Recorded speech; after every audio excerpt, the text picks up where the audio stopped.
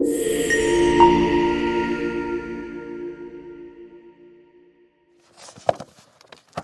Way of Peace by James Allen. Narrated by Darren Grimes. The Power of Meditation. Spiritual meditation is the pathway to divinity. It is the mystic ladder which reaches from earth to heaven, from error to truth, from pain to peace. Every saint has climbed it. Every sinner must sooner or later come to it, and every weary pilgrim that turns his back upon self and the world and sets his face resolutely toward the Father's home must plant his feet upon its golden rounds. Without its aid, you cannot grow into the divine state, the divine likeness, the divine peace, and the fadeless glories and unpolluting joys of truth will remain hidden from you. Meditation is the intense dwelling in thought upon an idea or theme, with the object of thoroughly comprehending it. And whatsoever you constantly meditate upon, you will not only come to understand, but will grow more and more into its likeness, for it will become incorporated into your very being. Will become, in fact, your very self. If, therefore, you constantly dwell upon that which is selfish and debasing, you will ultimately become selfish and debased. If you ceaselessly think upon that which is pure and unselfish, you will surely become pure and unselfish. Tell me what it is upon you most frequently and intensely think, that to which in your silent hours your soul most naturally turns, and I will tell you what place of pain or peace you are traveling, and whether you are growing into the likeness of the divine or the bestial. There is an unavoidable tendency to become literally the embodiment of that quality upon which one most constantly thinks. Let, therefore, the object of your meditation be above and not below, so that every time you revert to it in thought, you will be lifted up. Let it be pure and unmixed with any selfish element. So shall your heart become purified and drawn near to truth, and not defiled and dragged more hopelessly into error. Meditation, in the spiritual sense, in which I am now using it, is the secret of all growth in spiritual life and knowledge. Every prophet, sage, and savior became such by the power of meditation. Buddha meditated upon the truth until he could say, "I am the truth." Jesus brooded upon the divine eminence until he could at last declare, "I and my Father are one." Meditation, centered upon divine realities, is the very essence and soul of prayer. It is the silent reaching of the soul toward the eternal. Mere petitionary prayer without meditation is a body without a soul, and is powerless to lift the mind and heart above sin and affliction. If you are daily praying for wisdom, for peace, for loftier purity, and a fuller realization of truth, and that for which you pray is still far from you, it means you are praying for one thing while living out in thought and act another. If you will cease from such waywardness, taking your mind off those things the selfish clinging to which debars you from the possession of the stainless realities for which you pray, if you will no longer ask God to grant you that which you do not deserve, or to bestow upon you that love and compassion which you refuse to bestow upon others, but will commence to think and act in the spirit of truth, you will day by day be growing into those realities, so that ultimately you will become one with them. He who would secure any worldly advantage must be willing to work vigorously for it. And he would be foolish indeed who, waiting with folded hands, expected it to come to him for the mere asking. Do not then vainly imagine that you can obtain the heavenly possessions without making an effort. Only when you commence to work earnestly in the kingdom of truth will you be allowed to partake of the bread of life. And when you have, by patient and uncomplaining effort, earned the spiritual wages for which you ask, they will not be withheld from you. If you really seek truth, and not merely your own gratification, if you love it above all worldly pleasures and gains, more even than happiness itself, you will be willing to make the effort necessary for its achievement. If you would be freed from sin and sorrow, if you would taste of that spotless purity for which you sigh and pray, if you would realize wisdom and knowledge and would enter into the possession of profound and abiding peace, come now and enter the path of meditation, and let the supreme object of your meditation be truth. At the outset, meditation must be distinguished from idle reverie. There's nothing dreamy and unpractical about it. It is a process of searching and uncompromising thought, which allows nothing to remain but the simple and naked truth. Thus, meditating, you will no longer strive to build yourself up in your prejudice, but, forgetting self, you will remember only that you are seeking truth, and so you will remove one by one the errors which you have built around yourself in the past, and will patiently wait for the revelation of truth, which will come when your errors have been sufficiently removed. In the silent humanity of your heart, you will realize that there is an inmost center in us all, where truth abides in fullness and round. Wall upon wall, the gross flesh hems it in, this perfect, clear perception which is truth. A baffling and perverting carnal mesh blinds it and makes all error, and to know, rather, consists in opening out a way, whence the imprisoned splendor may escape, then in effecting entry for a light, supposed to be without. Select some portion of the day in which to meditate, and keep that period sacred to your purpose. The best time is the very early morning, when the spirit of repose is upon everything. All natural conditions will then be in your favor. The passions, after the long bodily fast of the night, will be subdued. The excitements and worries of the previous day will have died away, and the mind, strong and yet restful, will be receptive to spiritual instruction. Indeed, one of the very first efforts you will be called upon to make will be to shake off lethargy and indulgence, and if you refuse, you will be unable to advance, for the demands of the spirit are imperative. To be spiritually awakened is also to be mentally and physically awakened. The sluggard and the self-indulgent can have no knowledge of truth. He who, possessed of health and strength, wastes the calm, precious hours of the silent morning in drowsy indulgence, is totally unfit to climb the heavenly heights. He whose awaking consciousness has become alive to its lofty possibilities, who is beginning to shake off the darkness of ignorance in which the world is enveloped, rises before the stars have ceased their vigil, and, grappling with the darkness within his soul, strives by holy aspiration to perceive the light of truth, while the unawakened world dreams on. The heights by great men reached and kept were not attained by sudden flight, but they, while their companions slept, were toiling upward in the night. No saint, no holy man, no teacher of truth ever lived who did not rise early in the morning. Jesus habitually rose early and climbed the solitary mountains to engage in holy communion. Buddha always rose an hour before sunrise and engaged in meditation, and all his disciples were enjoined to do the same. If you have to commence your daily duties at a very early hour, and are thus debarred from giving the early morning to systematic meditation, try to give an hour at night, and should this, by the length and laboriousness of your daily task, be denied you, you need not despair. You may turn your thoughts upward in holy meditation in the intervals of your work, or in those few idle minutes which you now waste in aimlessness. And should your work be of that kind which becomes by practice automatic, you may meditate well engaged upon it. That eminent Christian saint and philosopher, Jacob Boehme, realized his vast knowledge of divine things whilst working long hours as a shoemaker. In every life there is time to think, and the busiest and most laborious is not shut out from aspiration and meditation. Spiritual meditation and self-discipline are inseparable. You will, therefore, commence to meditate upon yourself so as to try and understand yourself. For, remember, the great object you will have in view will be the complete removal of all your errors in order that you may realize truth. You will begin to question your motives, thoughts, and acts, comparing them with your ideal, and endeavoring to look upon them with a calm and impartial eye.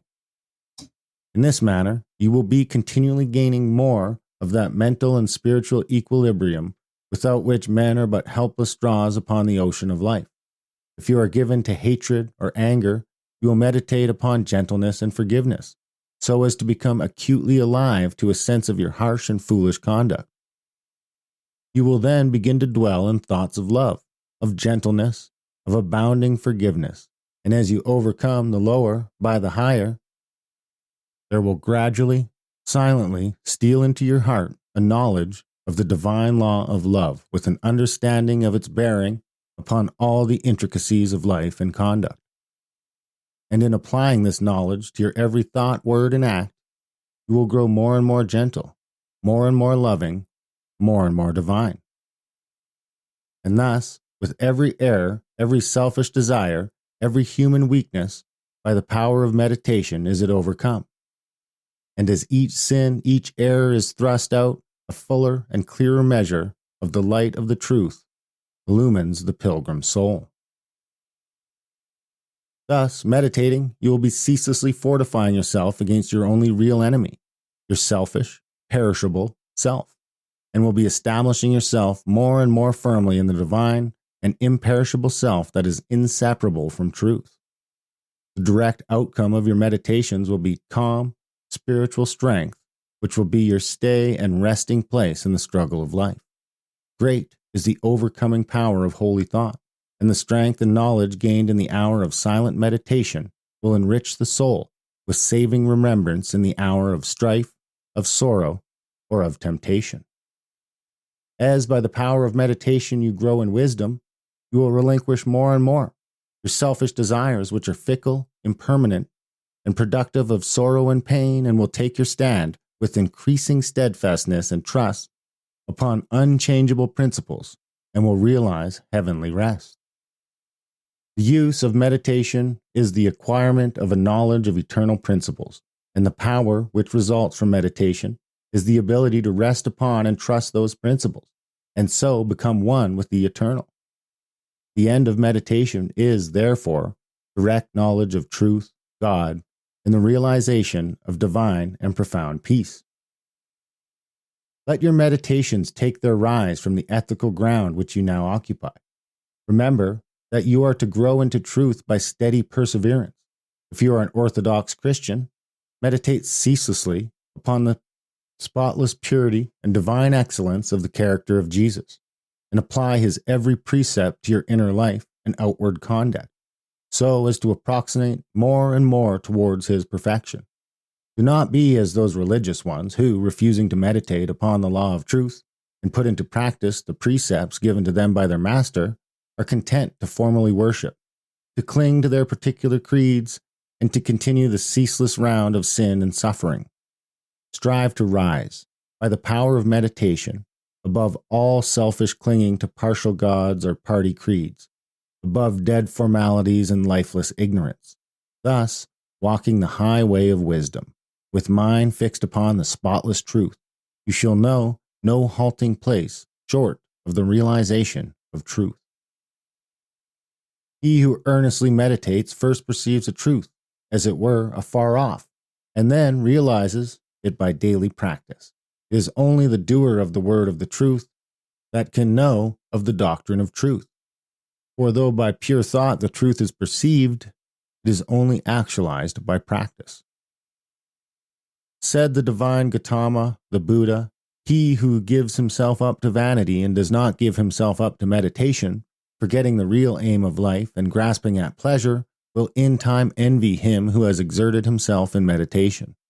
And he instructed his disciples in the following 5 great meditations. The first meditation is the meditation of love, in which you so adjust your heart that you long for the weal and welfare of all beings, including the happiness of your enemies. The second meditation is the meditation of pity, in which you think of all beings in distress, vividly representing in your imagination their sorrows and anxieties, so as to arouse a deep compassion for them in your soul.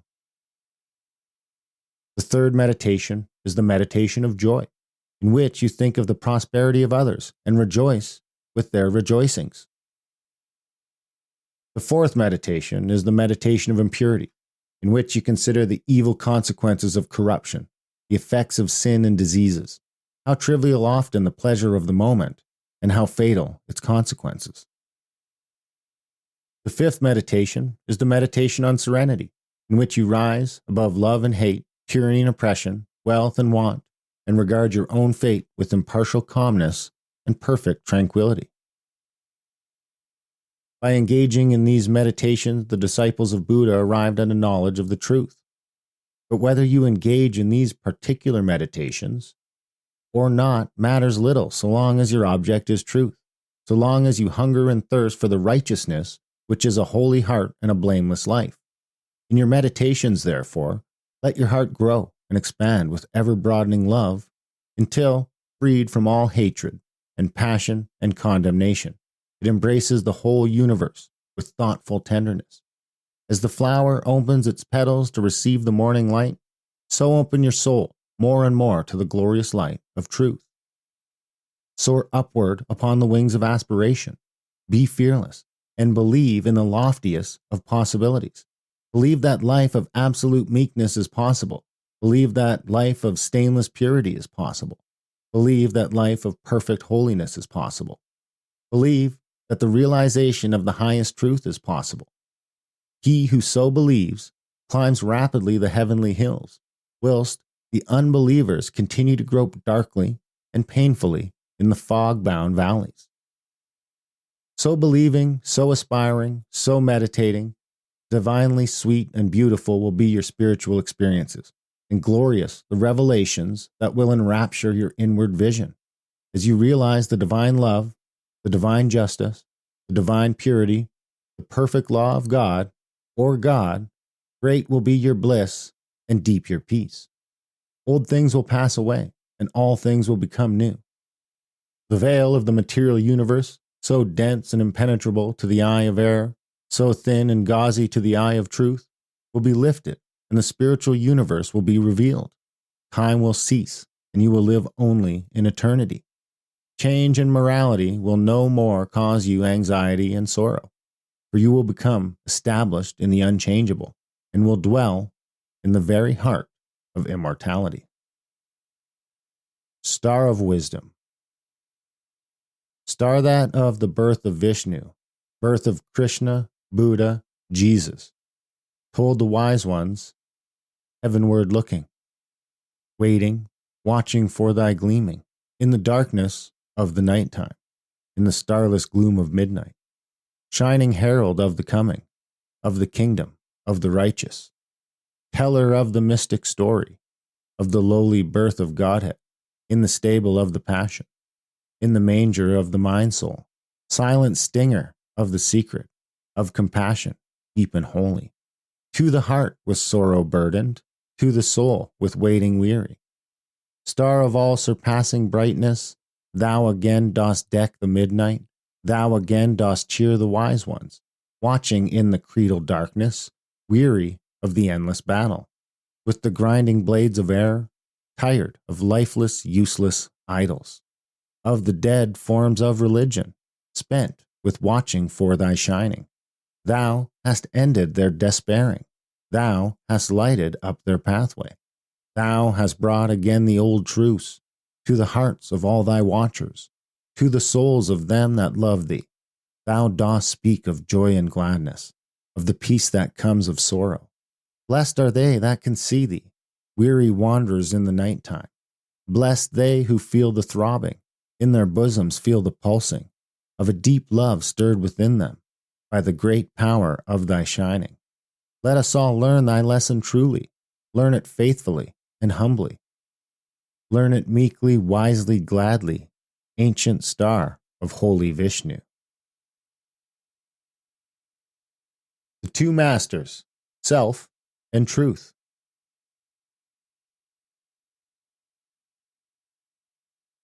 Upon the battlefield of the human soul, two masters are ever contending for the crown of supremacy, for the kingship and dominion of the heart, the master of self, called also the prince of this world, and the master of truth, called also the Father God. The master self is that rebellious one, whose weapons are passion, pride, avarice, vanity, self-will, implements of darkness. The master truth is that meek and lowly one, whose weapons are gentleness, patience, purity, sacrifice, humility, love, instruments of light. In every soul the battle is waged, and as a soldier cannot engage at once in two opposing armies, so every heart is enlisted either in the ranks of self or of truth. There is no half and half course. There is self, and there is truth. Where self is, truth is not. Where truth is, self is not. Thus spake Buddha, the teacher of truth, and Jesus, the manifested Christ, declared that no man can serve two masters, for either he will hate the one and love the other, or else he will hold to the one and despise the other. Ye cannot serve God and mammon. Truth is so simple, so absolutely undeviating and uncompromising, that admits of no complexity, no turning, no qualification. Self is ingenious, crooked, and governed by subtle and snaky desire, admits of endless turnings and qualifications, and the deluded worshippers of self vainly imagine that they can gratify every worldly desire, and at the same time possess the truth.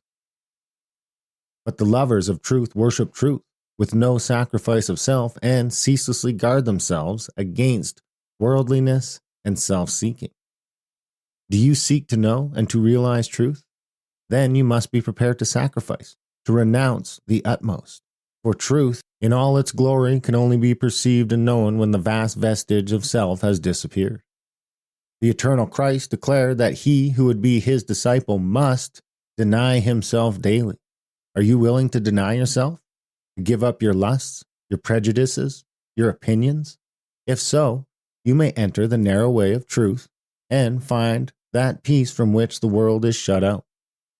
The absolute denial, the utter extinction of self is the perfect state of truth, and all religions and philosophies are but so many aids to this supreme attainment. Self is the denial of truth. Truth is the denial of self. As you let self die, you will become reborn in truth. As you cling to self, truth will be hidden from you. Whilst you cling to self, your path will be beset with difficulties, and repeated pains, sorrows, and disappointments will be your lot. There are no difficulties in truth, and coming to truth, you will be freed from all sorrow and disappointment. Truth in itself is not hidden in dark. It is always revealed, and it is perfectly transparent. But the blind and wayward self cannot perceive it. The light of day is not hidden except to the blind, and the light of truth is not hidden except to those who are blinded by self. Truth is the one reality in the universe, the inward harmony, the perfect justice, the eternal love. Nothing can be added to it nor taken from it. It does not depend upon any man, but all men depend on it. You cannot perceive the beauty of truth while you are looking out through the eyes of self. If you are vain, you will color everything with your own vanities. If you are lustful, your heart and mind will be so clouded with the smoke and flames of passion that everything will appear distorted through them. If proud and opinionative, you will see nothing in the whole universe except the magnitude and importance of your own opinions. There is one quality which preeminently distinguishes the man of truth from the man of self, and that is humility. To be not only free from vanity, stubbornness, and egotism, but to regard one's own opinions as of no value. This, indeed, is true humility. He who is immersed in self regards his own opinions as truth, and the opinions of other men as error. But that humble truth lover, who has learned to distinguish between opinions and truth, regards all men with the eye of charity, and does not seek to defend his opinions against theirs, but sacrifices those opinions that he may love the more, and that he may manifest the spirit of truth. For truth in its very nature is ineffable and can only be lived. He who has the most charity has the most truth.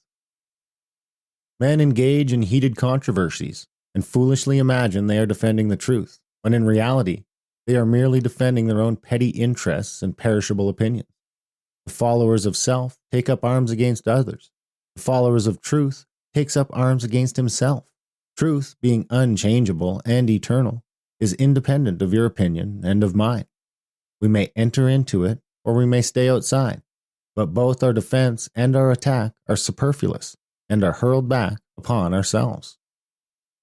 Men, enslaved by self, passionate, proud, and condemnatory, believe their particular creed or religion to be the truth, and all the other religions to be error, and they proselytize with a passionate ardor.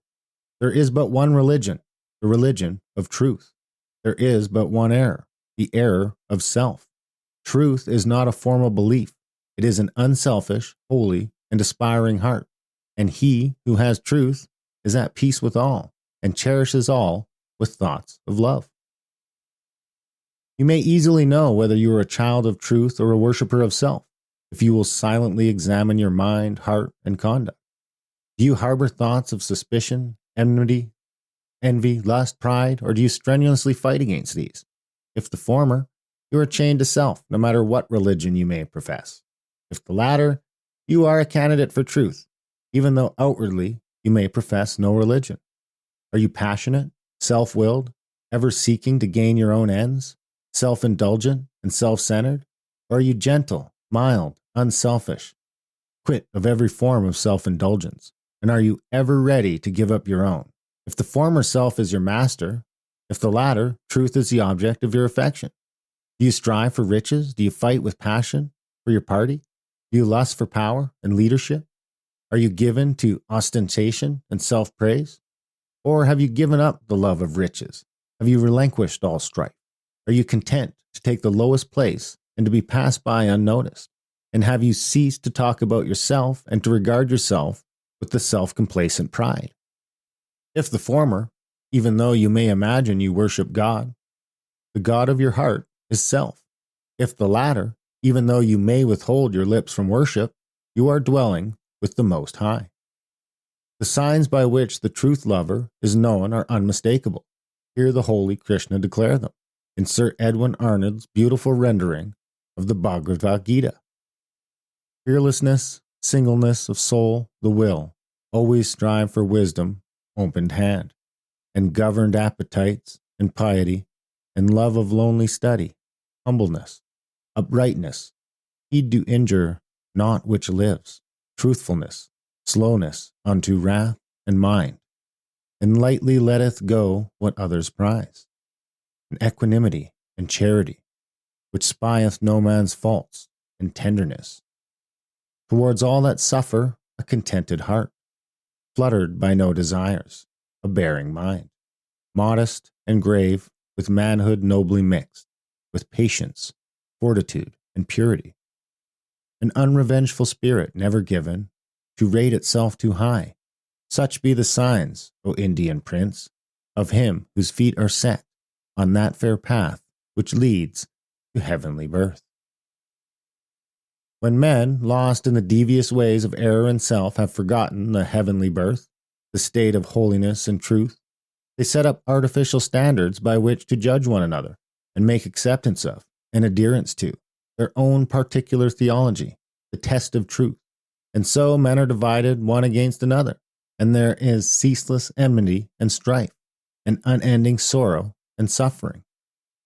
Reader, do you seek to realize the birth into truth? There is only one way. Let self die.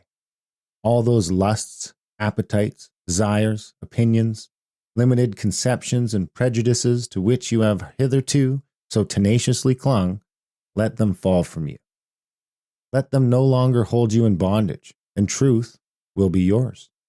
Cease to look upon your religion as superior to all others, and strive humbly to learn the supreme lesson of charity. No longer cling to the idea so productive of strife and sorrow that the Savior whom you worship is the only Savior, and that the Savior whom your brother worships with equal sincerity and ardor is an impostor. But seek diligently the path of holiness, and then you will realize that every holy man is a Savior of mankind.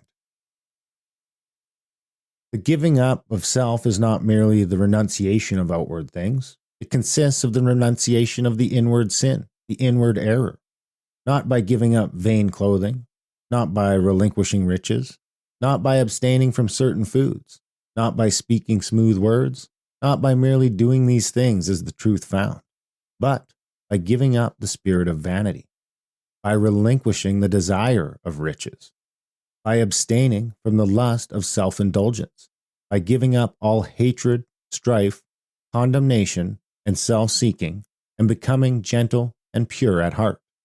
By doing these things is the truth found. To do the former and not to do the latter is pariahism and hypocrisy. Whereas the latter includes the former, you may renounce the outward world and isolate yourself in a cave or in the depths of a forest, but you will take all your selfishness with you, and unless you renounce that, great indeed will be your wretchedness and deep your delusion. You may remain just where you are, performing all your duties, and yet renounce the world, the inward enemy. To be in the world and yet not of the world is the highest perfection. The most blessed peace is to achieve the greatest victory. The renunciation of self is the way of truth. Therefore, enter the path. There is no grief like hate, no pain like passion, no deceit like sense. Enter the path. Far hath he gone whose foot treads down one fond offense. As you succeed in overcoming self, you will begin to see things in their right relations. He who is swayed by any passion, prejudice, like or dislike, adjusts everything to that particular bias and sees only his own delusions. He who is absolutely free from all passion, prejudice, preference, and partiality sees himself as he is, sees others as they are, sees all things in their proper proportions and right relations. Having nothing to attack, nothing to defend, nothing to conceal, and no interest to guard, he is at peace. He has realized the profound simplicity of truth. For this unbiased, tranquil, blessed state of mind and heart is the state of truth. He who attains to it dwells with the angels and sits on the footstool of the Supreme. Knowing the great law, knowing the origin of sorrow, knowing the secret of suffering, knowing the way of emancipation and truth, how can such one engage in strife or condemnation? For though he knows that the blind, self-seeking world, surrounded with the clouds of its own illusions and enveloped in the darkness of error and self, cannot perceive the steadfast light of truth, and is utterly incapable of comprehending the profound simplicity of the heart that has died, or is dying, to self. Yet he also knows that when the suffering ages have piled up mountains of sorrow, the crushed and burdened soul of the world will fly to its final refuge, and that when the ages are completed, every prodigal will come back to the fold of truth. And so he dwells in goodwill toward all, and regards all with that tender compassion which a father bestows upon his wayward children. Men cannot understand truth because they cling to self, because they believe in and love self, because they believe self to be the only reality, whereas it is the one delusion.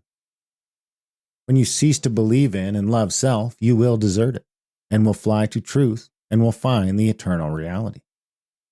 When men are intoxicated with the wines of luxury and pleasure and vanity, the thirst of life grows and deepens within them, and they delude themselves with the dreams of fleshy immortality.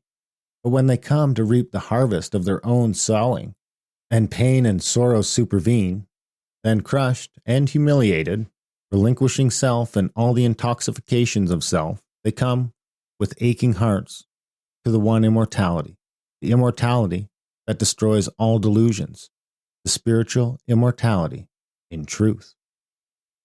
Men pass from evil to good, from self to truth, through the dark gate of sorrow, for sorrow and self are inseparable. Only in the peace of bliss of truth is all sorrow vanquished.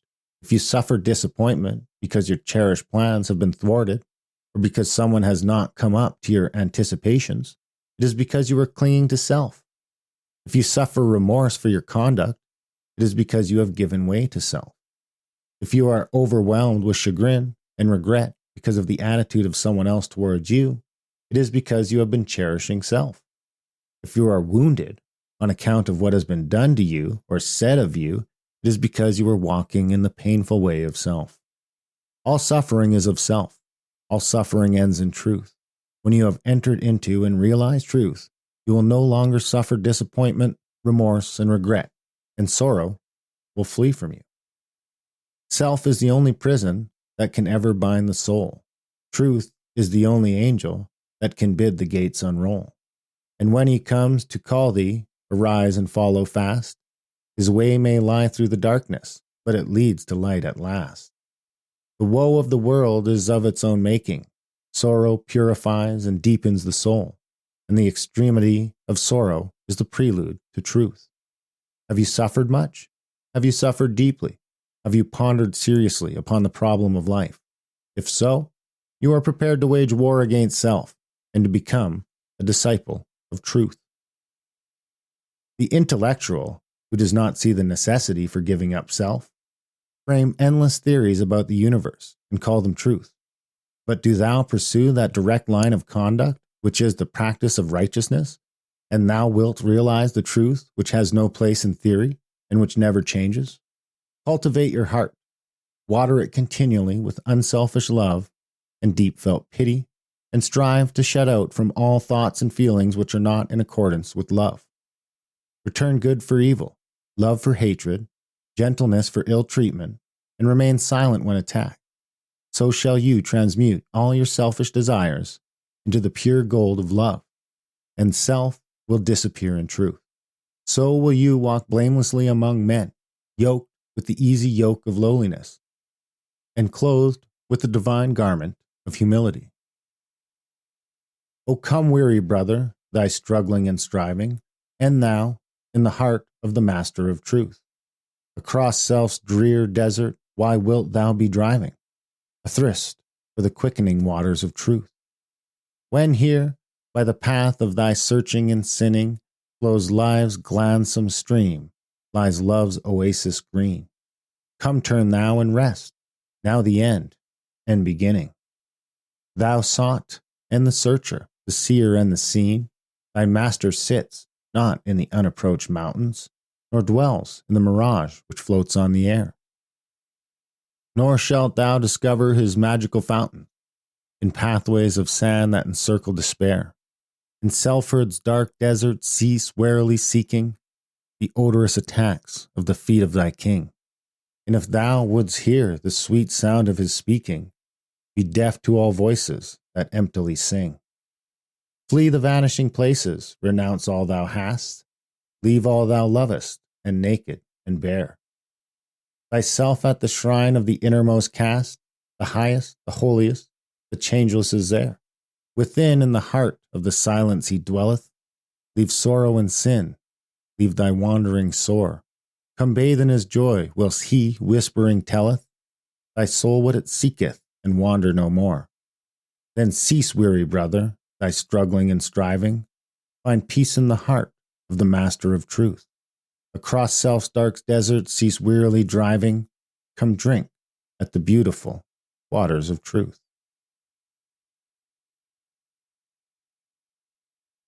The acquirement of spiritual power. The world is filled with men and women seeking pleasure, excitement, novelty, seeking ever to be moved to laughter or tears, not seeking strength, stability, and power, but courting weakness and eagerly engaged in dispersing what power they have.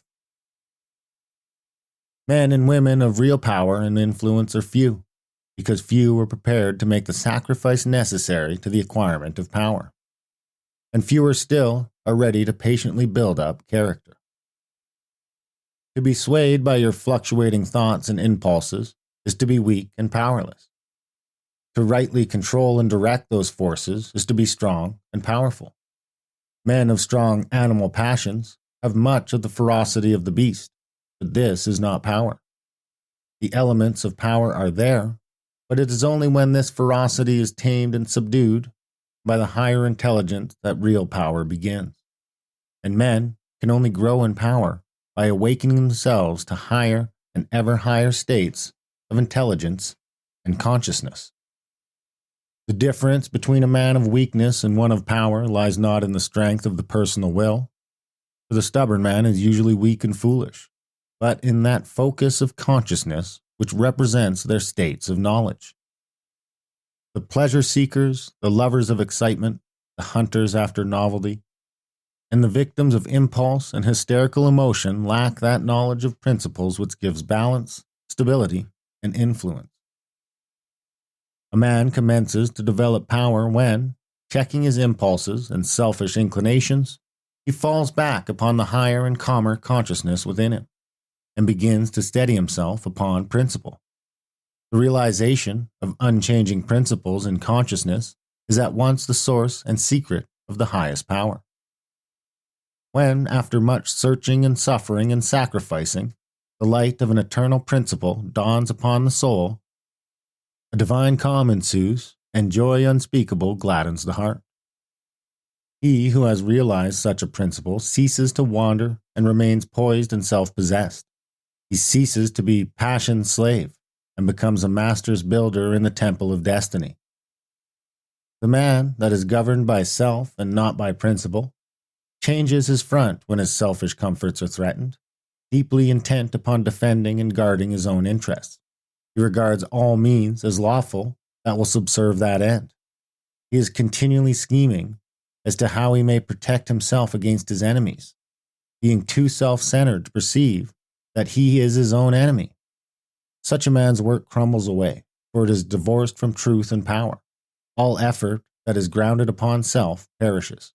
Only that work endures that is built upon an indestructible principle. The man that stands upon a principle is the same calm, dauntless, self-possessed man under all circumstances. When the hour of trial comes, and he has to decide between his personal comforts and truth, he gives up his comforts and remains firm. Even the prospect of torture and death cannot alter or deter him.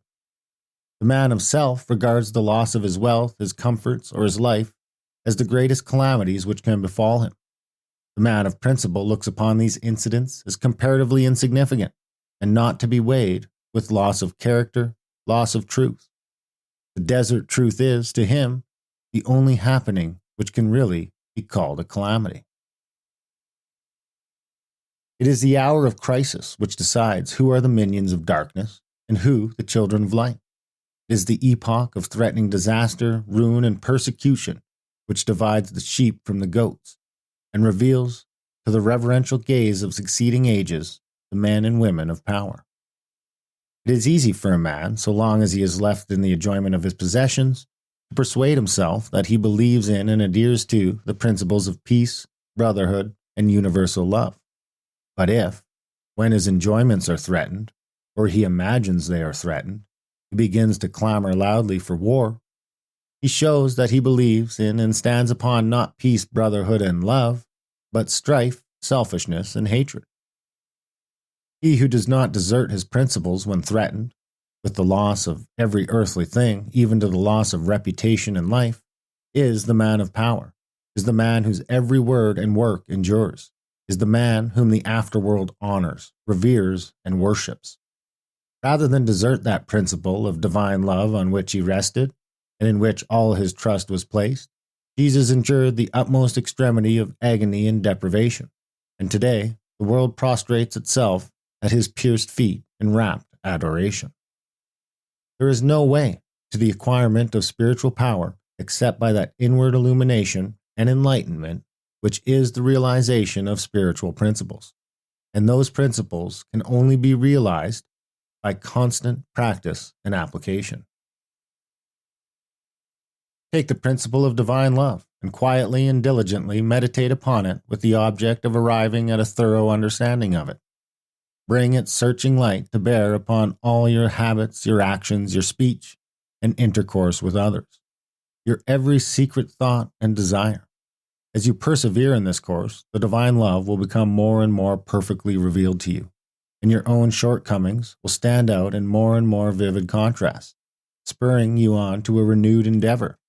And having once caught a glimpse of the incomparable majesty of that imperishable principle, you will never again rest in your weakness, your selfishness, your imperfection, but will pursue that love until you have relinquished every discordant element and have brought yourself into perfect harmony with it. And that state of inward harmony is spiritual power. Take also other spiritual principles such as purity and compassion and apply them in the same way. And so exacting as truth, you will be able to make no stay, no resting place until the inmost garment of your soul is bereft of every stain, and your heart has become incapable of any hard, condemnatory, and pitiless impulse. Only insofar as you understand, realize, and rely upon these principles will you acquire spiritual power, and that power will be manifested in and through you in the form of increasing dispassion, patience, and equanimity. Dispassion argues the superior self-control. Sublime patience is the very hallmark of divine knowledge, and to retain an unbroken calm amid all the duties and distractions of life marks of the power of man. It is easy in the world to live after the world's opinion. It is easy in solitude to live after our own. But the great man is he who, in the midst of the crowd, keeps with perfect sweetness the independence of solitude.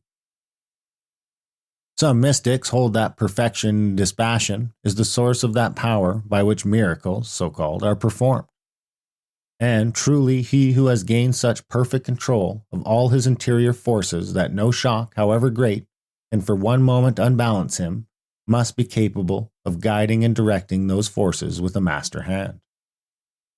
To grow in self-control, in patience, in equanimity, is to grow in strength and power, and you can only thus grow by focusing your consciousness upon a principle. As a child, after making many and vigorous attempts to walk unaided, at last succeeds after numerous falls. In accomplishing this, so you must enter the way of power by first attempting to stand alone. Break away from the tyranny of custom, tradition, conventionality, and the opinions of others, until you succeed in walking lonely and erect among men. Rely upon your own judgment. Be true to your own conscience. Follow the light that is within you. All outward lights are so many will-o'-wisps. There will be those who will tell you that you are foolish, that your judgment is faulty, that your conscience is all awry, and that the light within you is darkness. But heed them not. If what they say is true, the sooner you, as a searcher for wisdom, find it out, the better. And you can only make the discovery by bringing your powers to the test. Therefore, pursue your course bravely. Your conscience is at least your own, and to follow it is to be a man. To follow the conscience of another is to be a slave. You will have many falls, will suffer many wounds, will endure many buffetings for a time, but press on in faith, believing that sure and certain victory lies ahead. Search for a rock, a principle, and having found it, cling to it. Get it under your feet and stand erect upon it, until at last, immovably fixed upon it, you succeed in defying the fury of the waves and storms of selfishness. For selfishness in any and every form is dissipation, weakness, death, and selfishness in its spiritual aspect is conservation, power, and life.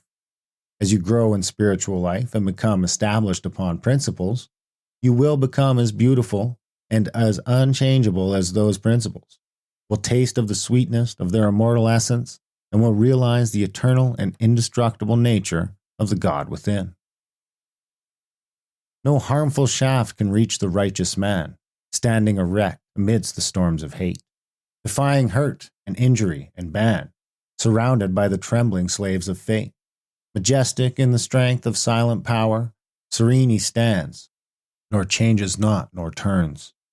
Patient and firm in suffering's darkest hours, time bends to him, and death and doom he spurns. Wrath's lurid lightnings round about him play, and hell's deep thunders rolls about his head. Yet heeds he not, for him they cannot slay, who stands whence earth and time and space are fled. Sheltered by deathless love, what fear hath he? Armored in changeless truth, what can he know of loss and gain? Knowing eternity, he moves not whilst the shadows come and go. Call him immortal, call him truth and light, and splendor of prophetic majesty, who biddeth thus amid the powers of night, clothed with the glory of divinity. The realization of selfless love. It is said that Michelangelo saw in every rough block of stone a thing of beauty awaiting the master hand to bring it into reality. Even so, within each there reposes the divine image awaiting the master hand of faith and the chisel of patience to bring it into manifestation. And that divine image is revealed and realized as stainless, selfless love. Hidden deep in every human heart, though frequently covered up with a mass of hard and almost impenetrable accretions, is the spirit of divine love, whose holy and spotless essence is undying and eternal. It is the truth in man. It is that which belongs to the Supreme, that which is real and immortal. All else changes and passes away. This alone is permanent and imperishable. And to realize this love by ceaseless diligence in the practice of the highest righteousness, to live in it and to become fully conscious in it, is to enter into immortality here and now, is to become one with truth, one with God, one with the central heart of all things, and to know our own divine and eternal nature. To reach this love, to understand and experience it, one must work with great persistency and diligence upon his heart and mind, must ever renew his patience and keep strong his faith, for there will be much to remove, much to accomplish, before the divine image is revealed in all its glorious beauty. He who strives to reach and to accomplish the divine will be tried to the very uttermost, and this is absolutely necessary. For how else could one acquire that sublime patience without which there is no real wisdom, no divinity? Ever and anon as he proceeds, all his work will seem to be futile, and his efforts appear to be thrown away. Now and then a hasty touch will mar his image, and perhaps, when he imagines his work is almost completed, he will find what he imagined to be the beautiful form of divine love utterly destroyed. And he must begin again, with his past bitter experience to guide and help him. But he who has resolutely set himself to realize the highest recognizes no such thing as defeat. All failures are apparent, not real.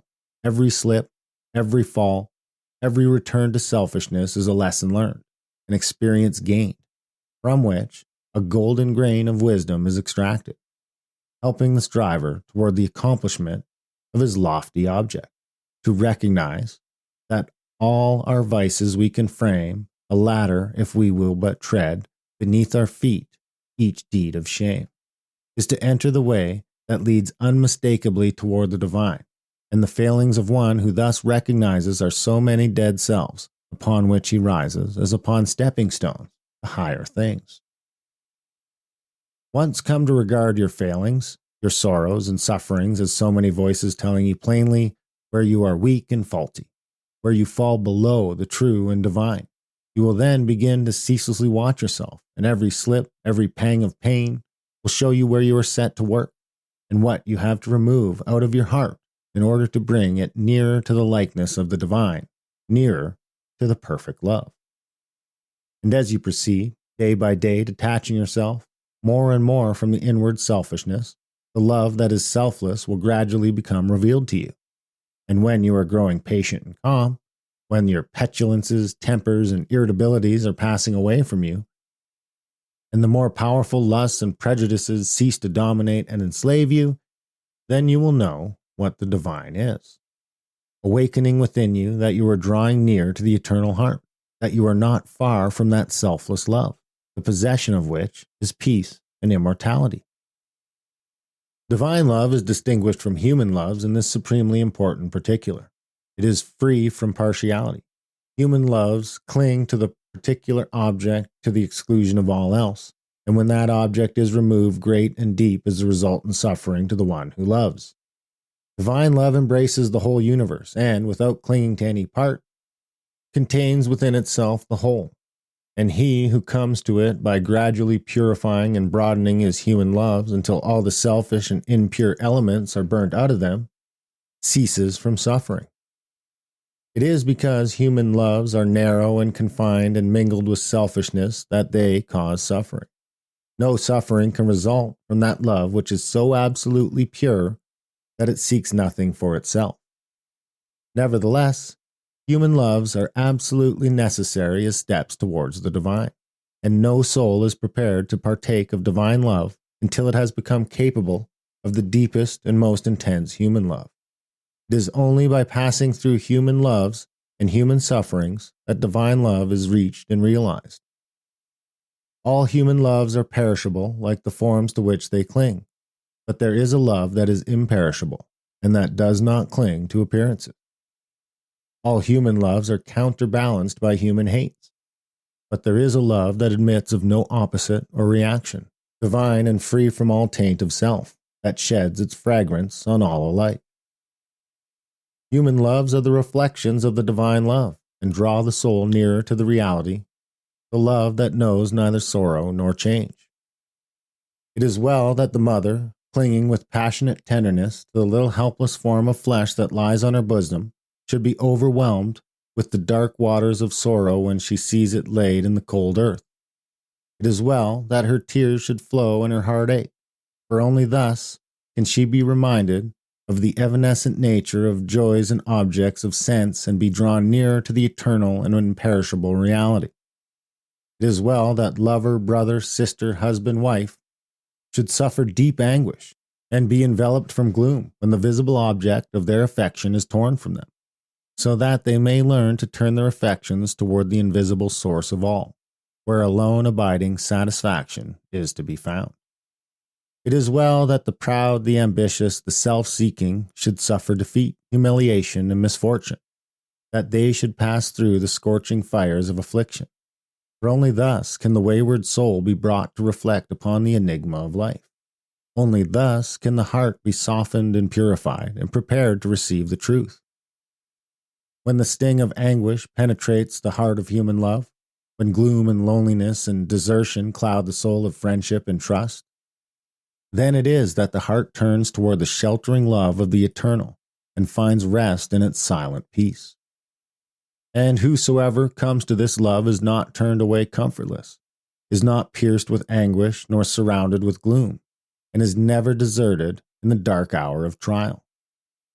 The glory of divine love can only be revealed in the heart that is chastened by sorrow, and the image of the heavenly state can only be perceived and realized when the lifeless, formless accretions of ignorance and self are hewn away. Only that love that seeks no personal gratification or reward, that does not make distinctions, and that leaves behind no heartaches, can be called divine. Men, clinging to self and to the comfortless shadows of evil, are in the habit of thinking that divine love is something belonging to God who is out of reach, is something outside themselves, and that must forever remain outside. Truly, the love of God is ever beyond the reach of self, but when the heart and mind are emptied of self, then the selfless love, the supreme love, the love that is God or good becomes an inward and abiding reality. And this inward realization of holy love is none other than the love of Christ that is so much talked about and so little comprehended.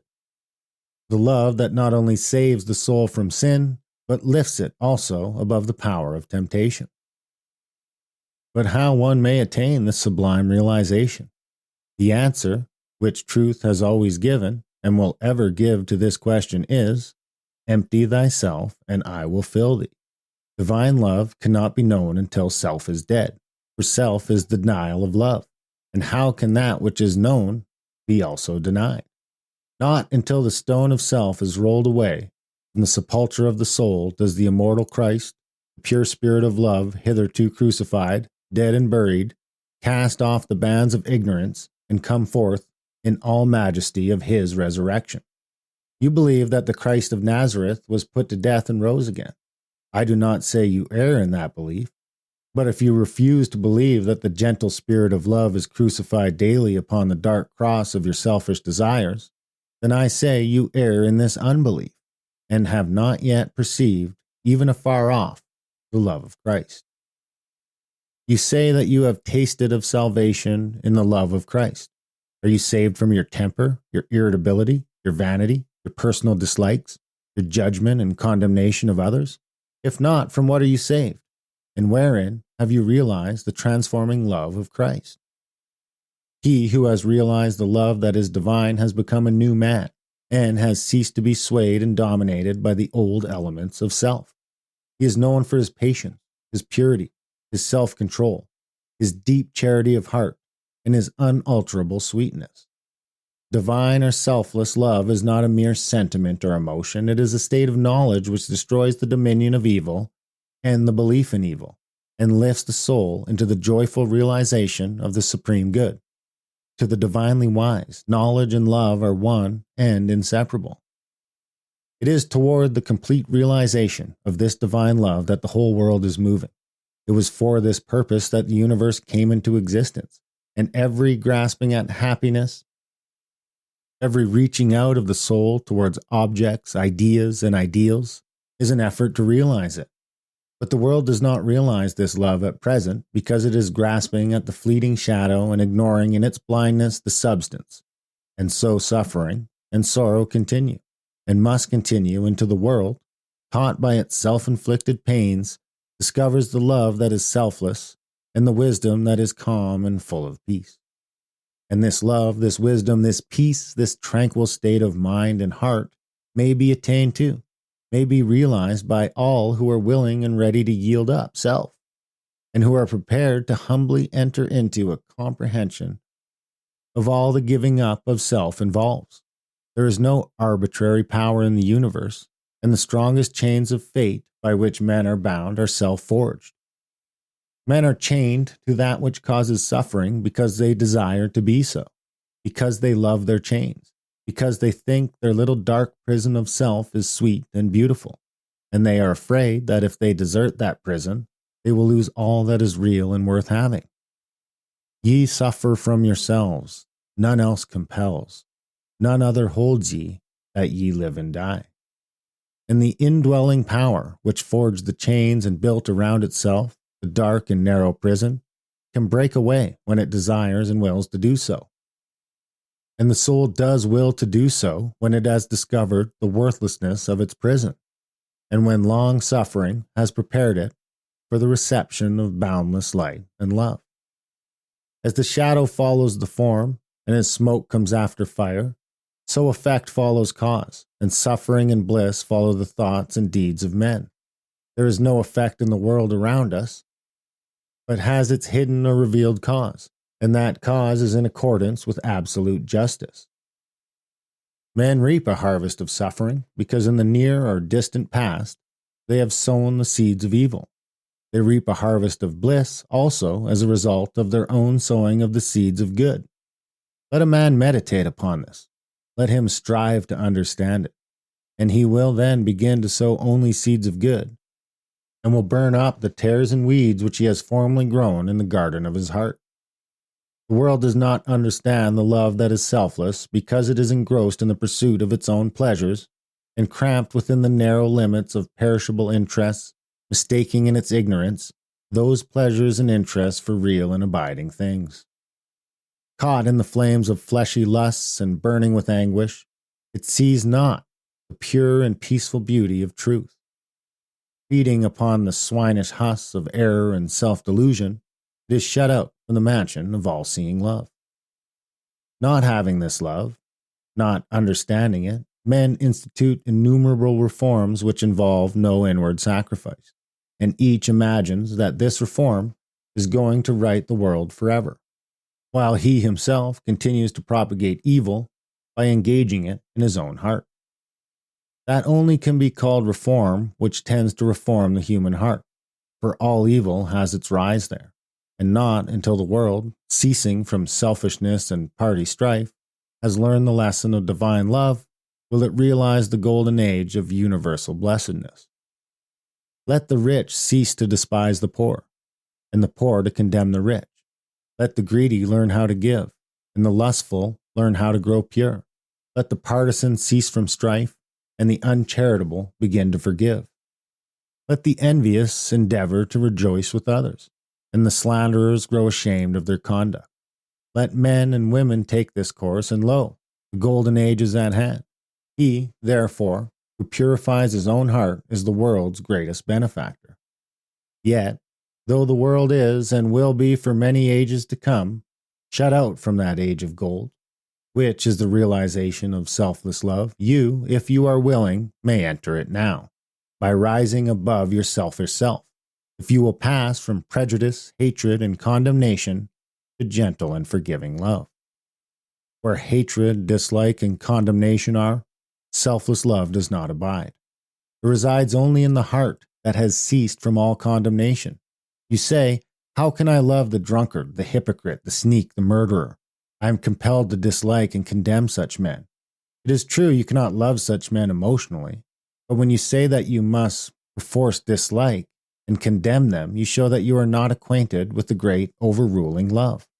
For it is possible to attain to such a state of interior enlightenment as will enable you to perceive the train of causes by which these men have become as they are, to enter into their intense sufferings, and to know the certainty of their ultimate purification. Possessed of such knowledge, it will be utterly impossible for you any longer to dislike or condemn them, and you will always think of them with perfect calmness and deep compassion. If you love people and speak of them with praise until they in some way thwart you, or do something of which you disapprove, and then you dislike them and speak of them with dispraise, you are not governed by the love which is of God. If in your heart you are continually arraigning and condemning others, selfless love is hidden from you. He who knows that love is at the heart of all things, and has realized the all-sufficing power of that love, and has no room in his heart for condemnation. Men, not knowing this love, constitute themselves judge and executioner of their own fellows, forgetting that there is the eternal judge and executioner, and in so far as men deviate from them in their own views, their particular reforms and methods, they brand them as fanatical, unbalanced, lacking judgment, sincerity, and honesty. And so far as others approximate to their own standard, do they look upon them as being everything that is admirable. Such are the men who are centered in self.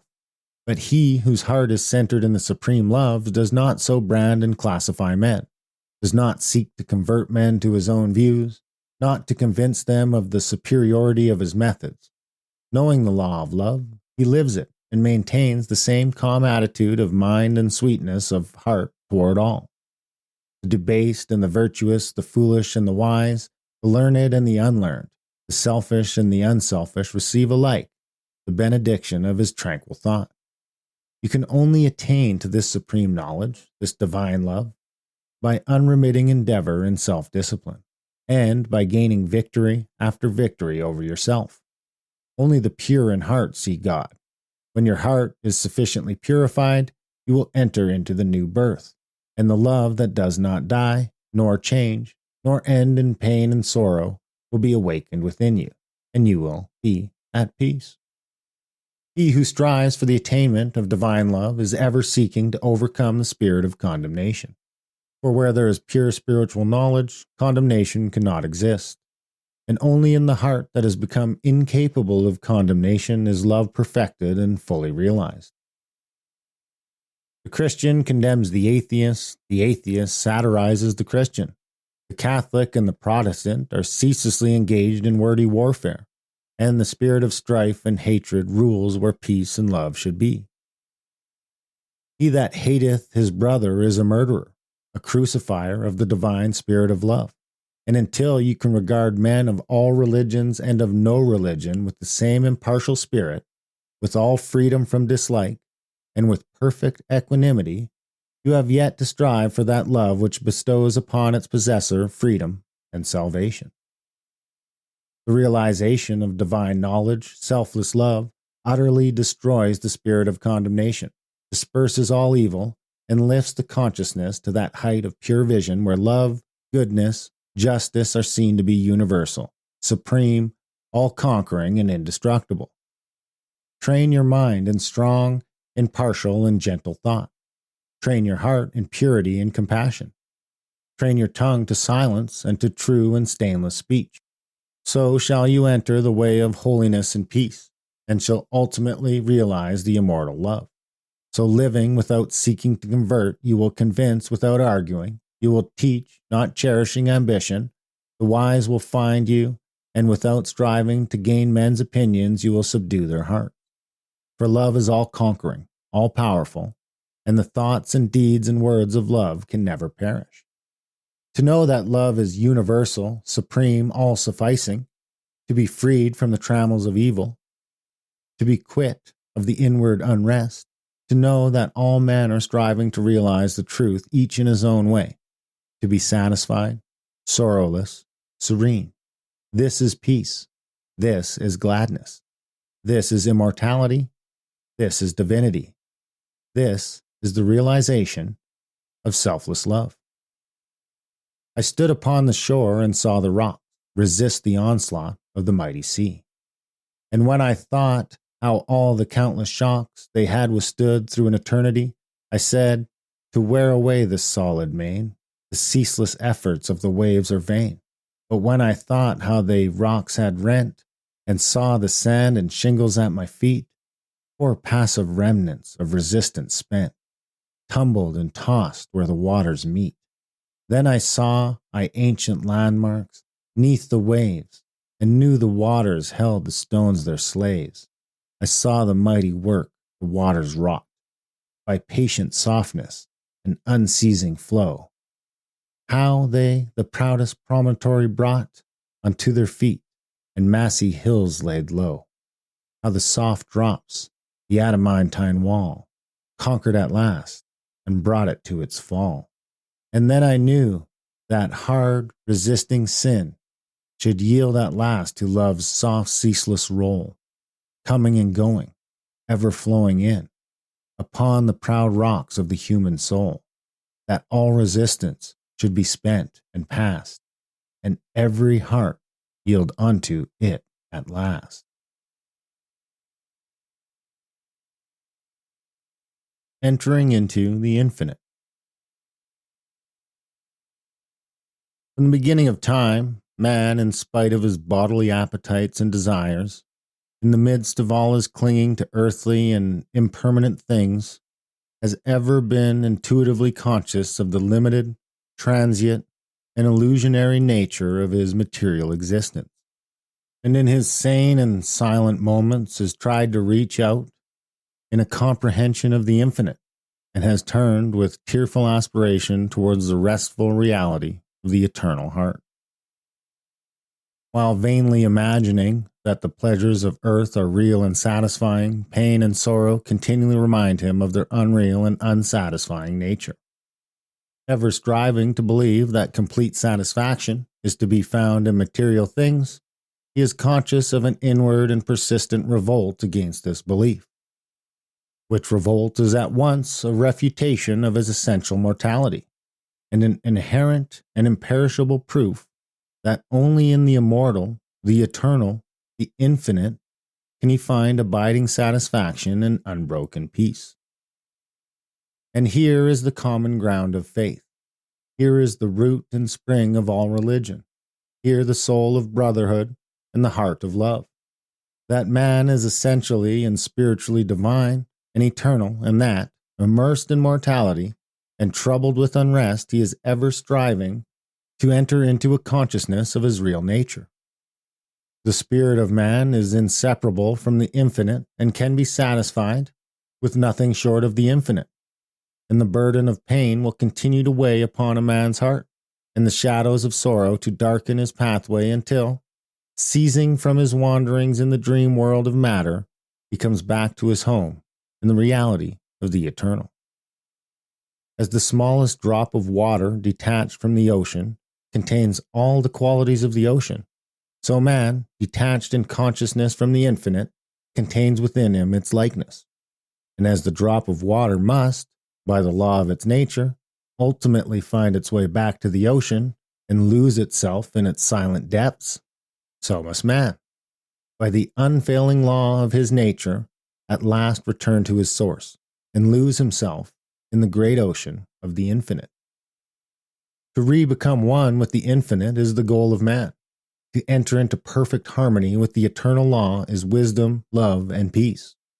But this divine state is, and must ever be, incomprehensible to the merely personal. Personality, separateness, selfishness are one and the same, and are the antithesis of wisdom and divinity. By the unqualified surrender of the personality, separateness and selfishness cease, and the man enters into the possession of his divine heritage of immortality and infinity. Such surrender of the personality is regarded by the worldly and selfish mind as the most grievous of all calamities, the most irreparable loss. Yet, it is the one supreme and incomparable blessing, the only real and lasting gain. The mind, unenlightened upon the inner laws of being and upon the nature and destiny of its own life, clings to transient appearances, things which have in them no enduring substantiality, and so clinging, perishes, for the time being, amid the shattered wreckage of its own illusions. Men cling to and gratify the flesh as though it were going to last forever. And though they try to forget the nearness and inevitability of its dissolution, the dread of death and the loss of all that they cling to clouds their happiest hours, and the chilling shadow of their own selfishness follows them like a remorseless specter. And with the accumulation of temporal comforts and luxuries, the divinity within men is drugged, and they sink deeper and deeper into materiality, into the perishable life of the senses. And where there is sufficient intellect, theories concerning the immortality of the flesh come to be regarded as infallible truths. When a man's soul is clouded with selfishness in any or every form, he loses the power of spiritual discrimination, and confuses the temporal with the eternal, the perishable with the permanent, mortality with immortality, and error with truth. It is thus that the world has come to be filled with theories and speculations having no foundation in human experience. Every body of flesh contains within itself, from the hour of birth, the element of its own destruction, and by the unalterable law of its own nature must it pass away. The perishable in the universe can never become permanent. The permanent can never pass away. The mortal can never become immortal. The immortal can never die. The temporal cannot become eternal, nor the eternal become temporal.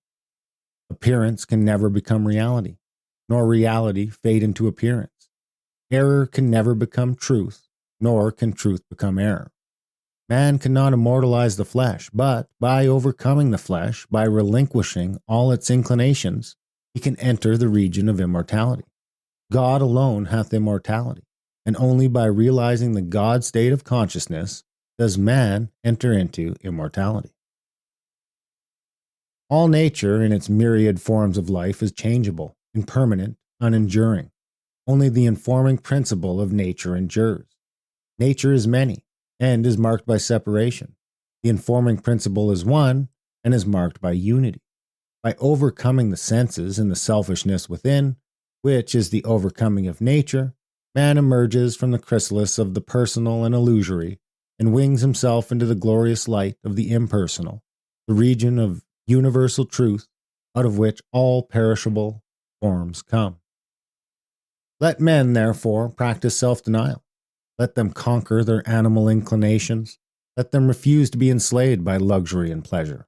Let them practice virtue, and grow daily into high and ever higher virtue, until at last they grow into the divine, and enter into both the practice and the comprehension of humility, meekness, forgiveness, compassion, and love, which practice and comprehension constitute divinity. Goodwill gives insight, and only he has so conquered his personality that he has but one attitude of mind, that of goodwill towards all creatures, is possessed of divine insight, and is capable of distinguishing the true from the false. The supremely good man is, therefore, a wise man, the divine man, the enlightened seer, the knower of the eternal.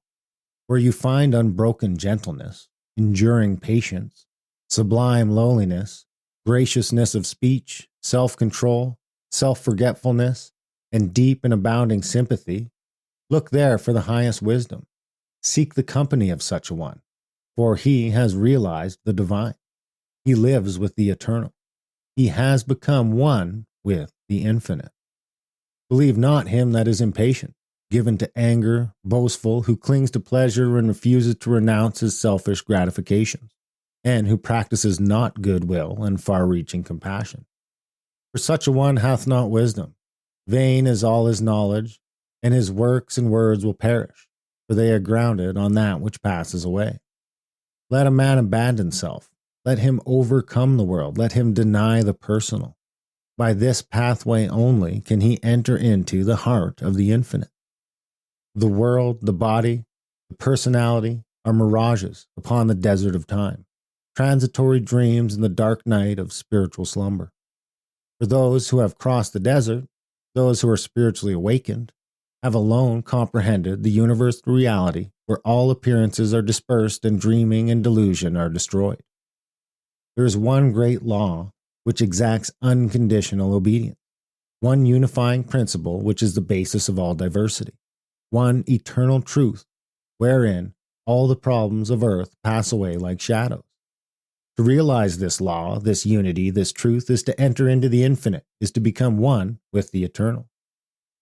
To enter one's life in the great law of love is to enter into rest, harmony, peace, to refrain from all participation in evil and discord, to cease from all resistance to evil and from the omission of that which is good, and to fall back upon unswerving obedience to the holy calm within. It is to enter into the inmost heart of things, is to attain to a living, conscious experience of that eternal and infinite principle which must ever remain a hidden mystery to the merely perceptive intellect. Until this principle is realized, the soul is not established in peace, and he who realizes is truly wise, not wise with the wisdom of the learned, but with the simplicity of the blameless heart and of the divine manhood.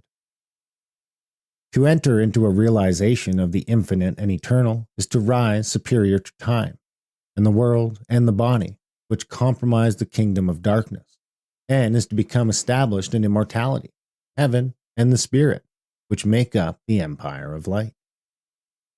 Entering into the infinite is not a mere theory or sentiment.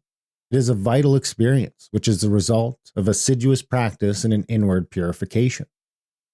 When the body is no longer believed to be even remotely the real man, when all appetites and desires are thoroughly subdued and purified, when the emotions are rested and calm, and when the oscillation of the intellect ceases and perfect poise is secured, then, and not until then, does consciousness become one with the infinite. Not until then is childlike wisdom and profound peace secured. Men grow weary and gray over the dark problems of life, and finally pass away and leave them unsolved because they cannot see their way out of the darkness of this personality. Being too much engrossed in its limitations, seeking to save his personal life, man forfeits the greater impersonal life and truth. Clinging to the perishable, he is shut out from a knowledge of the eternal. By the surrender of self, all difficulties are overcome, and there is no error in the universe, but the fire of inward sacrifice will burn it up like a chaff, no problem, however great, but will disappear like a shadow under the searching light of self-abnegation. Problems exist only in their own self-created illusions, and they vanish away when the self is yielded up. Self and error are synonymous. Error is involved in the darkness of unfathomable complexity, but eternal simplicity is the glory of truth. Love of self shuts men out from truth, and seeking their own personal happiness, they lose the deeper, purer, and more abiding bliss. Says Carlyle, there is in man a higher than love of happiness. He can do without happiness, and instead thereof find blessedness. Love, not pleasure, love God. This is the everlasting, wherein all contradictions is solved, wherein whoso walks and works is well within him. He who has yielded up that self, that personality that men most love and to which they cling with such fierce tenacity, has left behind him all perplexity, and has entered into a simplicity so profoundly simple as to be looked upon by the world, involved as it is in a network of errors, as foolishness. Yet such a one has realized the highest wisdom and is at rest with the infinite. He accomplishes without striving, and all problems melt before him. For he has entered the region of reality and deals not with changing effects, but with the unchanging principle of things. He is enlightened with a wisdom which is as superior to ratiocination as reason is to animality. Having yielded up his lusts, his errors, his opinions and prejudices, he has entered into possession of the knowledge of God, and having slain the selfish desire for heaven, and along with the ignorant fear of hell, Having relinquished even the love of life itself, he has gained supreme bliss and life eternal, the life which bridges life and death and knows its own immortality. Having yielded up all without reservation, he has gained all and rests in peace on the bosom of the infinite. Only he who has become so free from self as to be equally content to be annihilated as to live, or to live as to be annihilated, is fit to enter into the infinite. Only he who, ceasing to trust his perishable self, has learned to trust in boundless measure the great law, the supreme good, is prepared to partake of undying bliss. For such a one there is no more regret, nor disappointment, nor remorse. For where all selfishness has ceased, these sufferings cannot be. And whatever happens to him, he knows that it is for his own good, and he is content, and no longer the servant of self, but the servant of the Supreme. He is no longer affected by the changes of earth, and when he hears of wars and rumors of wars, his peace is not disturbed. And where men grow angry and cynical and quarrelsome, he bestows compassion and love. Though appearances may contradict it, he knows that the world is progressing, and that through its laughing and its weeping, through its living and its keeping, through its follies and its labors, weaving in and out of sight, to the end from the beginning, through all virtue and all sinning, reeled from God's great spool of progress, runs the golden thread of light. When a fierce storm is raging, none are angered about it, because they know it will quickly pass away.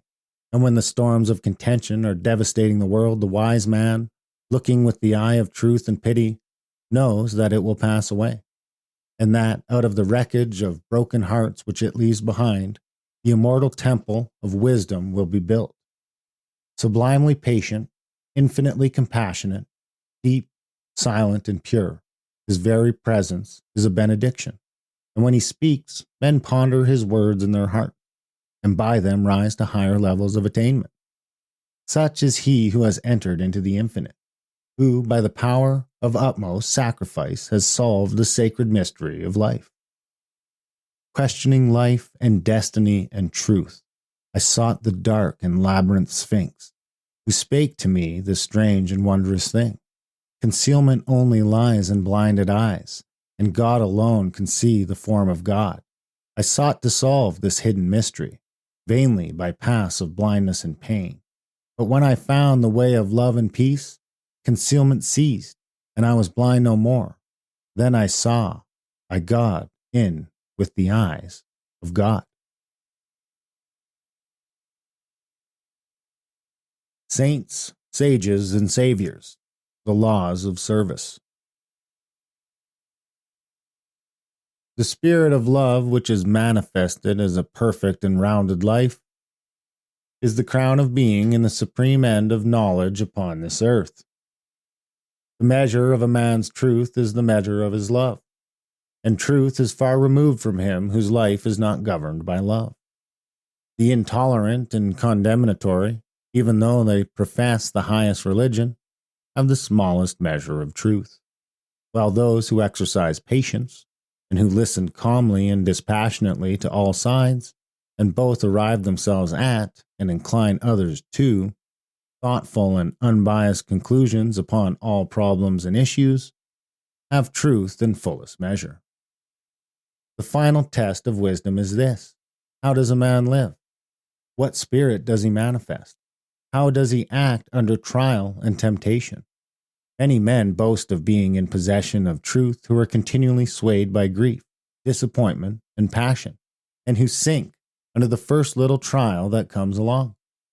Truth is nothing if not unchangeable, and in so far as man takes his stand upon truth, does he become steadfast in virtue, does he rise superior to his passions and emotions and changeable personality. Men formulate perishable dogmas and call them truth. Truth cannot be formulated. It is ineffable, and ever beyond the reach of intellect. It can only be experienced by practice. It can only be manifested as a stainless heart and a perfect life. Who, then, in the midst of the ceaseless pandemonium of schools and creeds and parties, has the truth? He who lives it? He who practices it? He who, having risen above, all that pandemonium by overcoming himself, no longer engages in it, but sits apart, quiet, subdued, calm, and self-possessed, freed from all strife, all bias, all condemnation, and bestows upon all the glad and unselfish love of the divinity within him. He who is patient, calm, gentle, and forgiving under all circumstances manifests the truth. Truth will never be proved by wordy arguments and learned treatises. For if men do not perceive the truth in infinite patience, undying forgiveness, and all-embracing compassion, no words can ever prove it to them. It is an easy matter for the passionate to be calm and patient when they are alone, or are in the midst of calmness. It is equally easy for the uncharitable to be gentle and kind when they are dealt kindly with. But he who retains his patience and calmness under all trial, who remains sublimely meek and gentle under the most trying circumstances, he, and he alone, is possessed of the spotless truth. And this is so because such lofty virtues belong to the divine, and can only be manifested by one who has attained to the highest wisdom, who has relinquished his passionate and self-seeking nature, and who has realized the supreme and unchangeable law, and has brought himself into harmony with it. Let men therefore cease from vain and passionate arguments about truth, and let them think and say and do things which make for harmony, peace, love, and goodwill. Let them practice heart virtue, and search humbly and diligently for the truth which frees the soul from all error and sin, from all that blights the human heart, and that darkens, as with unending night, the pathway of the wandering souls of earth. There is one great all-embracing law which is the foundation and cause of the universe, the law of love. It has been called by many names in various countries and at various times, but behind all its names, the same unalterable law may be discovered by the eye of truth. Names, religions, personalities pass away, but the law of love remains. To become possessed of a knowledge of this law, to enter into conscious harmony with it, is to become immortal, invincible, indestructible. It is because of the effort of the soul to realize this law that men come again and again to live, to suffer, and to die.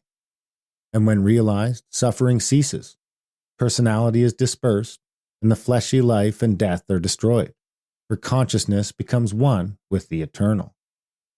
The law is absolutely impersonal, and its highest manifested expression is that of service.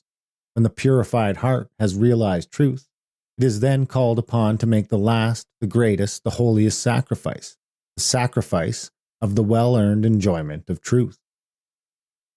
It is by virtue of this sacrifice that the divinely emancipated soul comes to dwell among men, clothed with a body of flesh, content to dwell among the lowliest and least, and to be esteemed the servant of all mankind. That sublime humility, which is manifested by the world's saviors, is the seal of Godhead, and he who has annihilated the personality and has become a living, visible manifestation of the impersonal, eternal, boundless spirit of love, is alone singled out as worthy to receive the unstinted worship of posterity. He only who succeeds in humbling himself with that divine humility, which is not the extinction of self, but is also the pouring out upon the spirit of unselfish love, is exalted above measure and given spiritual dominion in the hearts of mankind. All the great spiritual teachers have denied themselves personal luxuries, comforts, and rewards. They have abjured temporal power and have lived and taught the limitless and impersonal truth. Compare their lives and teachings, and you will find the same simplicity, the same self-sacrifice, the same humility, love, and peace both lived and preached by them. They taught the same eternal principles, the realization of which destroys all evil. Those who have been hailed and worshipped as the saviors of mankind are manifestations of the great and personal law, and, being such, were free from passion and prejudice, and having no opinions and no special letter of doctrine to preach and defend. They never sought to convert or to proselytize. Living in the highest goodness, the supreme perfection, their sole object was to uplift mankind by manifesting that goodness in thought, word, and deed. They stand between man and the personal and God the impersonal, and serve as exemplary types for the salvation of the self-enslaved mankind. Men who are immersed in self and who cannot comprehend the goodness that is absolutely impersonal deny divinity to all saviors except their own, and thus introduce personal hatred and doctrinal controversy, and while defending their own particular views with passion, look upon each other as being heathens or infidels, and so render null and void as far as their lives are concerned the unselfish beauty and holy grandeur of the lives and teaching of their own masters. Truth cannot be limited. It can never be the special prerogative of any man, school, or nation. And when personality steps in, truth is lost. The glory alike of the saint, the sage, and the savior is this, that he has realized the most profound lowliness, the most sublime unselfishness. Having given up all, even his own personality, all his works are holy and enduring, for they are freed from the every taint of self.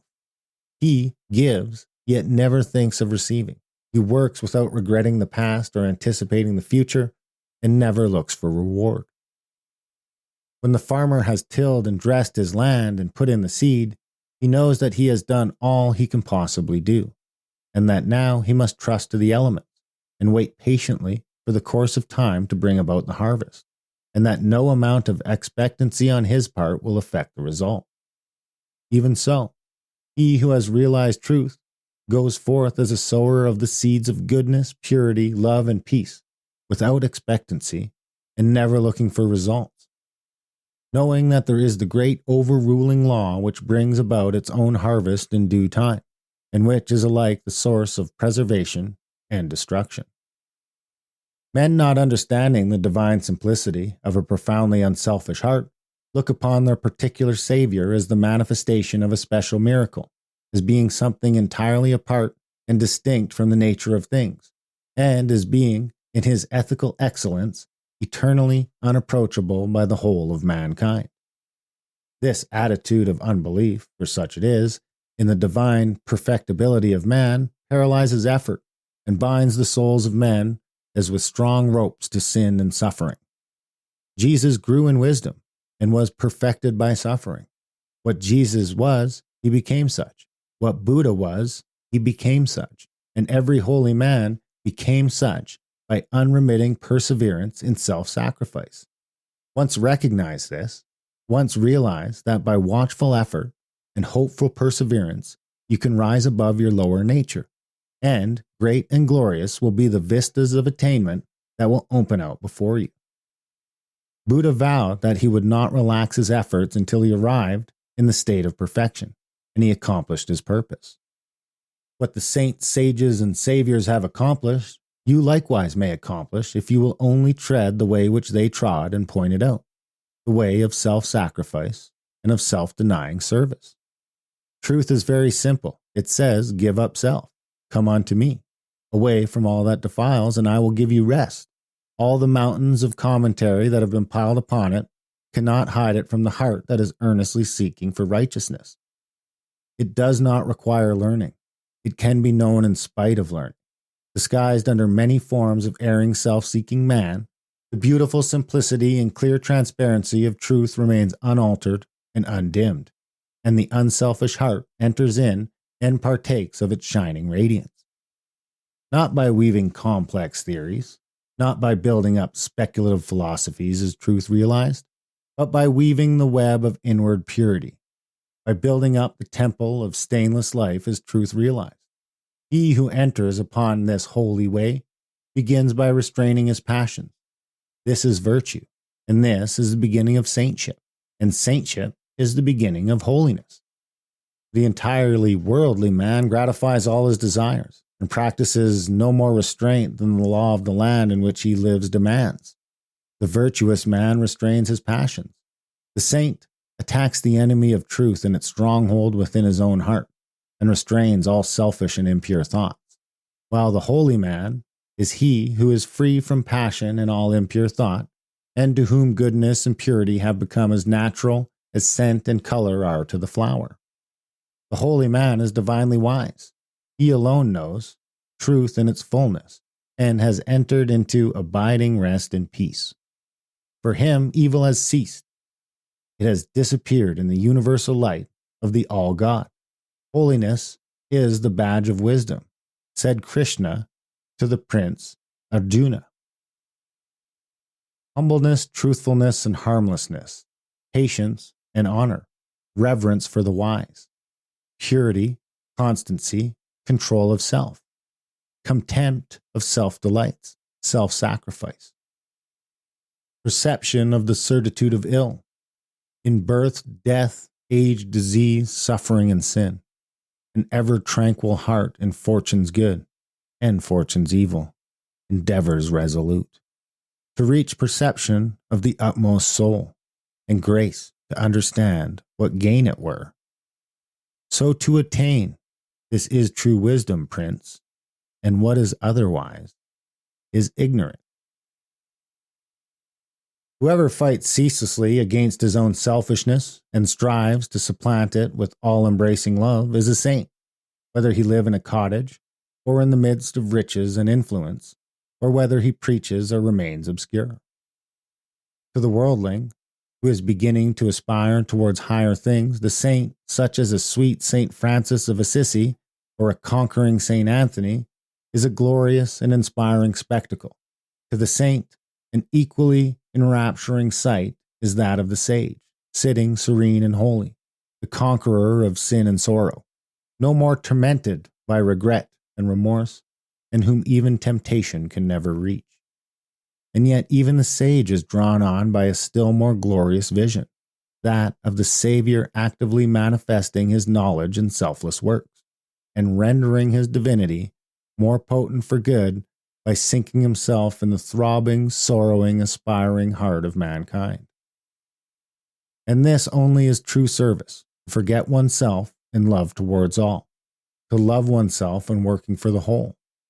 O thou vain and foolish man, who thinkest that thy many works can save thee, who chained to all error talkest loudly of thyself, thy work, and thy many sacrifices, and magnifiest thine own importance.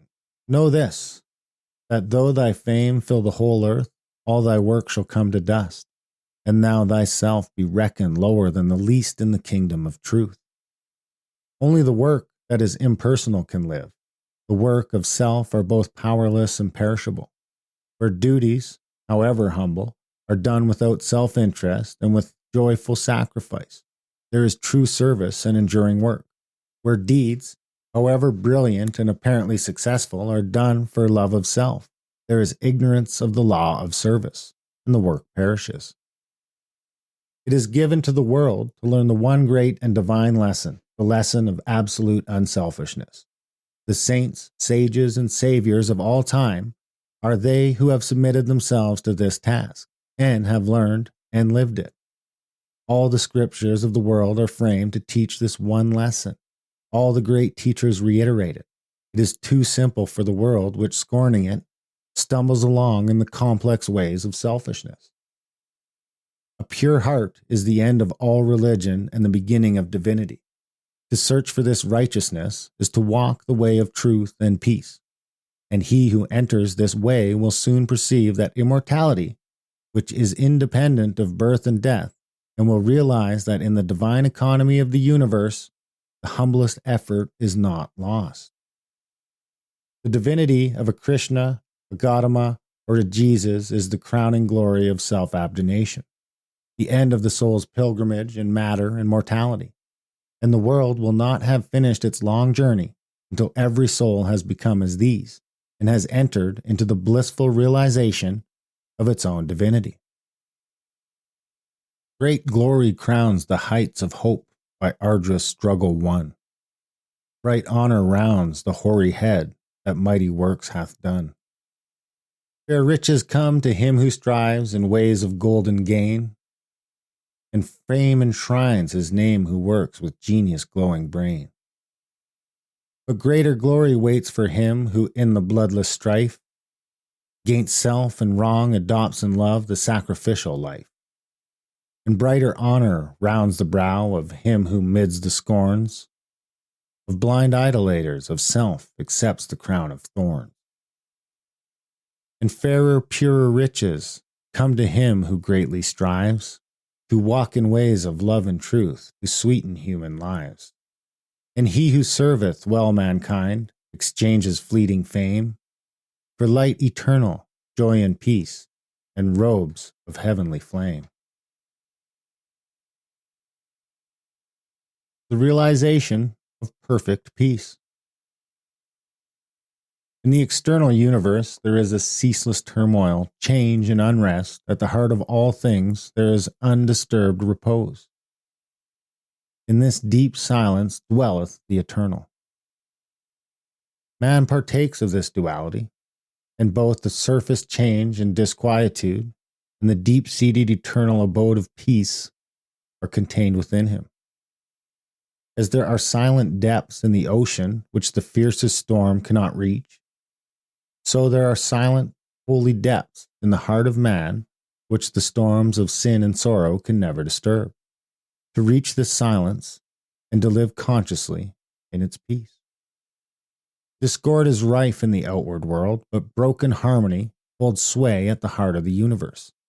The human soul, torn by discordant passion and grief, reaches blindly towards the harmony of the sinless state, and to reach this state and to live consciously in its peace. Hatred severs human lives, fosters persecution, and hurls nations into ruthless war. Yet men, though they do not understand why, retain some measure of faith and overshadowing of a perfect love, and to reach this love and to live consciously in its peace. And this inward peace, this silence, this harmony, this love, is the kingdom of heaven, which is so difficult to reach because few are willing to give up themselves and to become as little children. Heaven's gate is very narrow and minute. It cannot be perceived by foolish men, blinded by vain illusions of the world, e'en the clear-sighted who discern the way, and seek to enter, find the portal barred, and hard to be unlocked. Its massive bolts are pride and passion, avarice and lust. Men cry peace, peace, where there is no peace, but on the contrary, discord, disquietude, and strife. Apart from that wisdom which is inseparable from self-renunciation, there can be no real and abiding peace. The peace which results from the social comfort, passing gratification, or worldly victory is transitory in nature, and she burnt up in the heat of fiery trial. Only the peace of heaven endures through all trial, and only the selfless heart can know the peace of heaven. Holiness alone is undying peace. Self-control leads to it, and the ever-increasing light of wisdom guides the pilgrim on his way. It is partaken of in a measure as soon as the path of virtue is entered upon, but it is only realized in its fullness when the self disappears in the consummation of a stainless life. This is peace, to conquer love, self, and lust of life, to tear deep-rooted passion from the heart, to still on the inward strife. If, O reader, you would realize the light that never fades, the joy that never ends, and the tranquility that cannot be disturbed, if you would leave behind forever your sins, your sorrows, your anxieties and perplexities, if I say you would partake of this salvation, this supremely glorious life, then conquer yourself. Bring every thought, every impulse, every desire into perfect obedience to the divine power residing within you. There is no other way to peace but this, and if you refuse to walk it, your much praying and your strict adherence to ritual will be fruitless and unavailing, and neither gods nor angels can help you. Only to him that overcometh is given the white stone of the regenerate life, on which is written the new and ineffable name.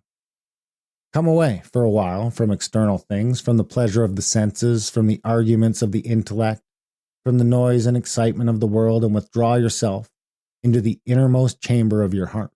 And there, free from the sacrilegious intrusion of all selfish desires, you will find a deep silence, a holy calm, a blissful repose.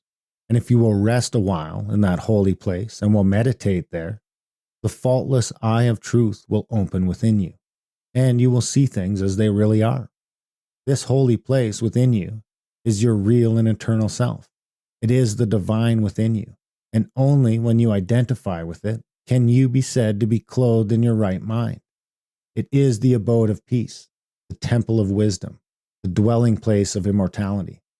Apart from this inward resting place, this mount of vision, there can be no true peace, no knowledge of the divine. And if you can remain there for 1 minute, 1 hour, or 1 day, it is possible for you to remain there always. All your sins and sorrows, your fears and anxieties are your own, and you can cling to them or you can give them up of your own accord.